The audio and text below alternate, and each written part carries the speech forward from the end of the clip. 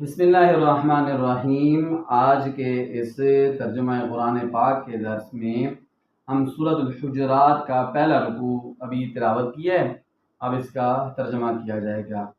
سورۃ الحجرات حجرات سے ہے، حجرا کہتے ہیں کمرے کو، اور حجرات اس کی جمع ہے۔ اس میں واقعہ ذکر ہے کہ دیہاتی لوگ آتے تھے تو باہر سے ہی آواز مارتے تھے پیارے نبی صلی اللہ علیہ وسلم کو، تو ان کو ادب سکھایا کہ باہر سے دور اونچی آواز سے پیارے پیغمبر کو آواز نہ دیا کرو، بلکہ باہر انتظار کر لو، جب اللہ کے پاک نبی باہر نکلیں تو پھر ملاقات کر لو۔ یہ طریقہ ادب والا طریقہ ہے۔